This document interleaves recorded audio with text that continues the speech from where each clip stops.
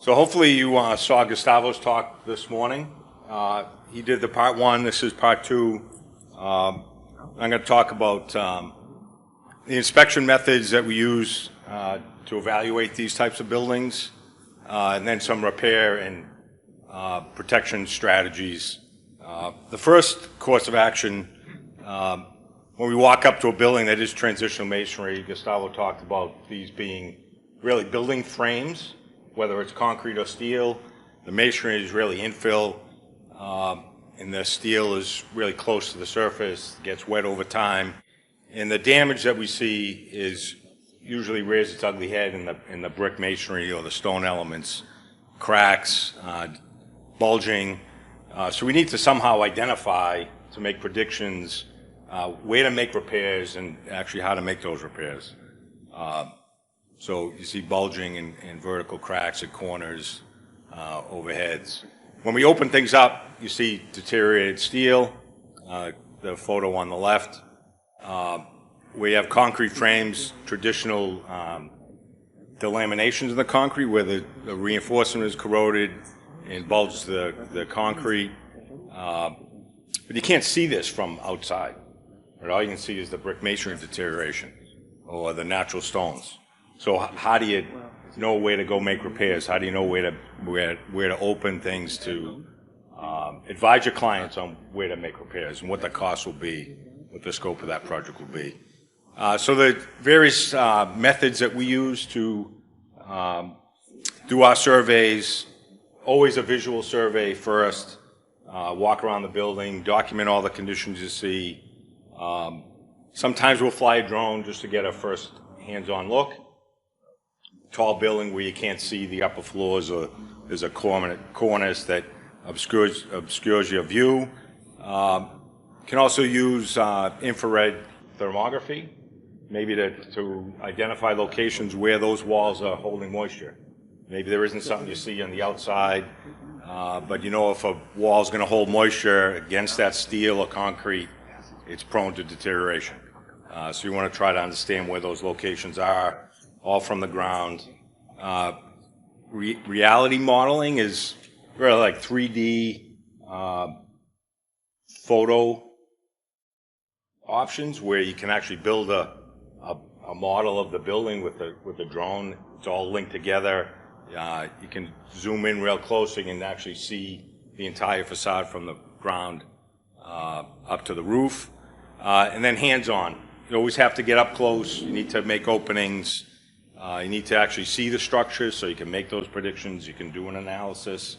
Because we have deterioration, you potentially have loss of strength.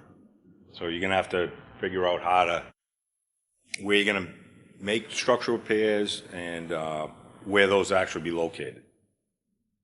You can also do rope access. That photo here is industrial rope access to get up close, aerial lifts. So first order of business is visual survey, document, have elevations, map all the deterioration. This is an example of a project we did here in Boston, actually right up the street, transitional masonry. Not a lot of work had happened in this building over the years, so we went out and we documented every crack, every bulge, every portion of the structure that was distressed from the outside. This is just an example of what we would do on one of these structures. Infrared thermography. Like I said, it's going to predict where you may have moisture inside, because as the structure absorbs moisture and then it dries at a different rate than something that's dry. So that the infrared will show those areas that are wet as the structure cools off. So you can actually pinpoint locations that may be wet over time, over long periods of time. This is often used on roofing surfaces. Fly a drone with an infrared camera. You can predict where those roof surfaces are wet, so you can make pinpointed repairs.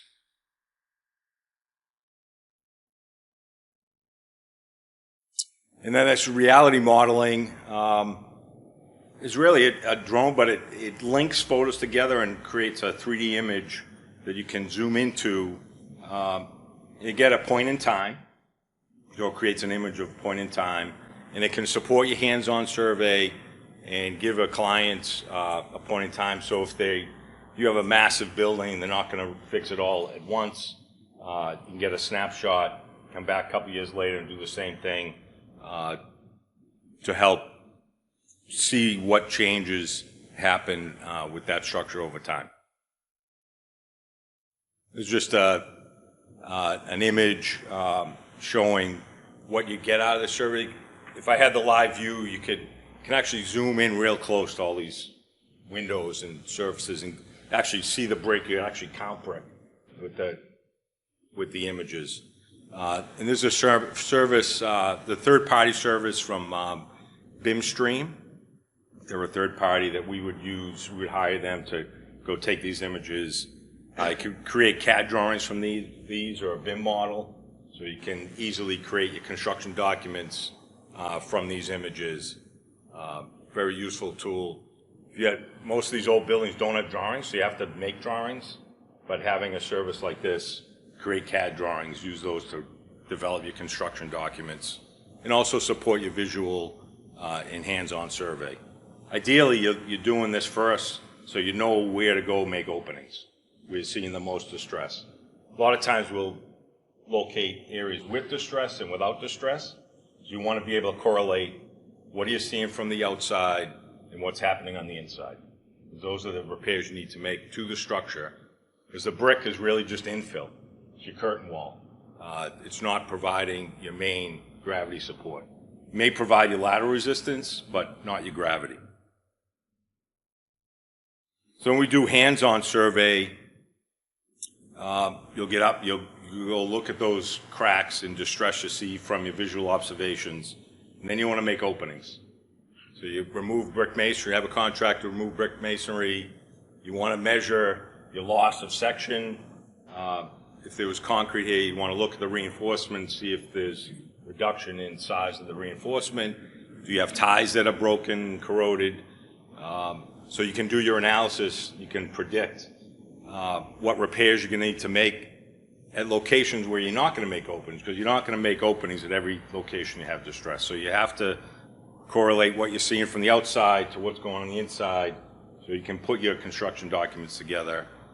So when this project goes into repair, there isn't lots of change orders. So you're trying to do as much predicting during this hands-on survey. And you use your openings and your correlated exterior damage with your openings.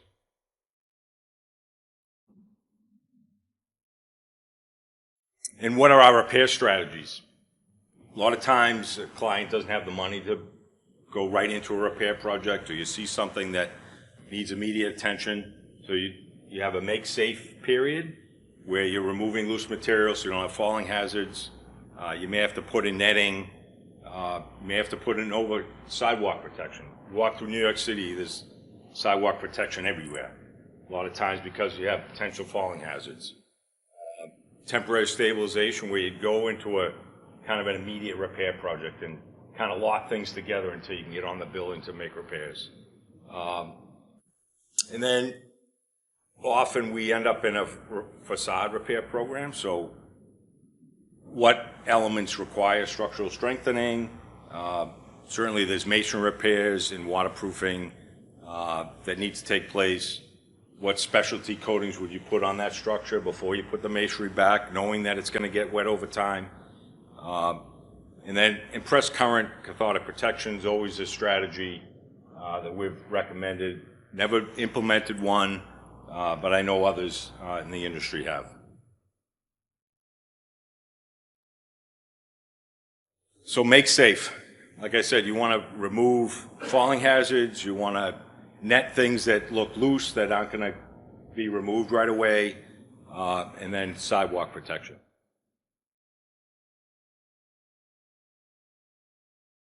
A stabilization technique we've used before is strapping corners. Oftentimes we'll see these corners usually are damaged more than in the field of the wall. So temporarily we can strap that corner together to hold the masonry in place. An example of what we did on a building here in Boston, every floor line we put in steel straps to contain that masonry so it wouldn't fall to the ground. This client wasn't in a position to make repairs right away, so we needed to buy them time. Again, same building, we had I don't know if you can see that, there's a big crack right here in this corner, and we were worried about that masonry walking off the building up here, so we devised a strapping system that anchored back to the concrete structure temporarily until they could put a plan together to make repairs to this building.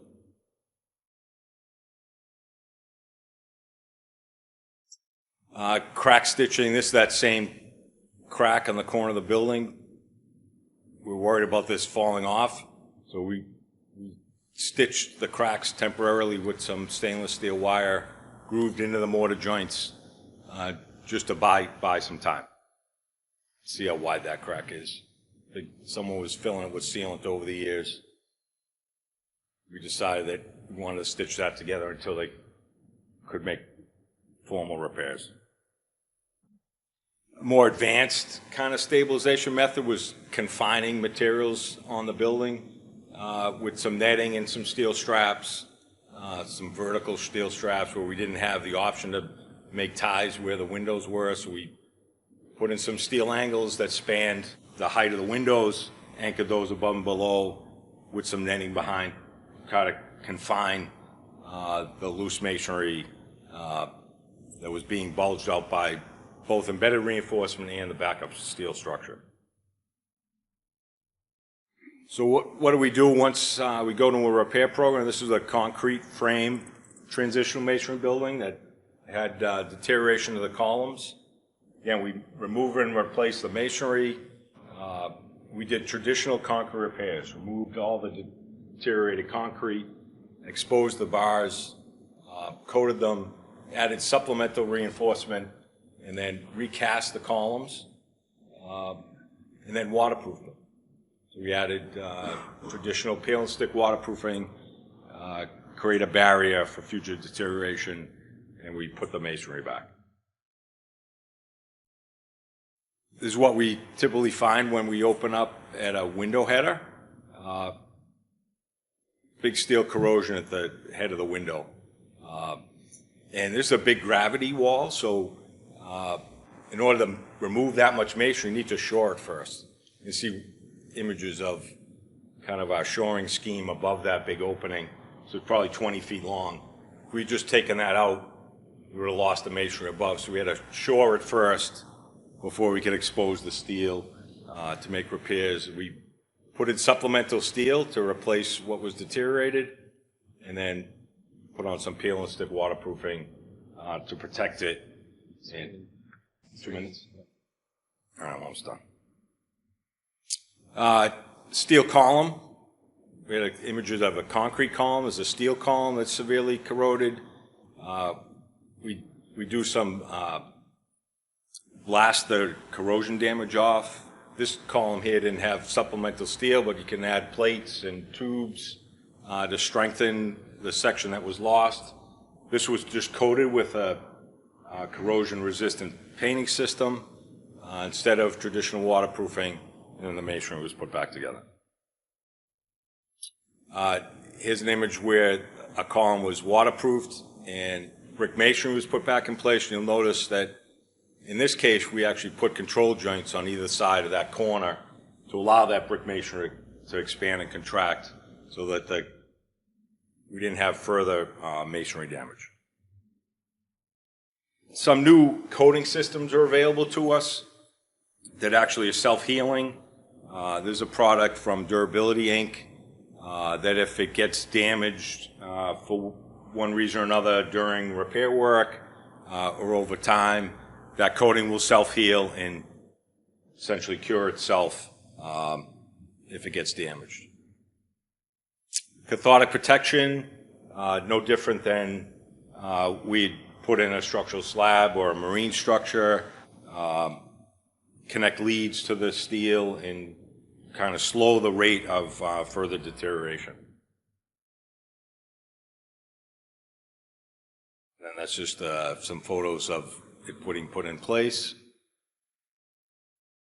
Just some final remarks here.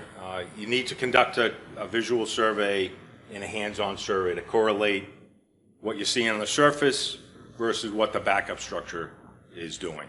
To be able to make predictions, quantify, do your structural analysis to know where you're going to make steel repairs. You always need to supplement those visuals with hands-on, a lot of NDT techniques available to us. You need to remove masonry so you actually see the structure and measure its current condition, current sizes, thicknesses to measure the deterioration. And then develop a repair approach. Is it make safe? Is it localized repairs to buy time?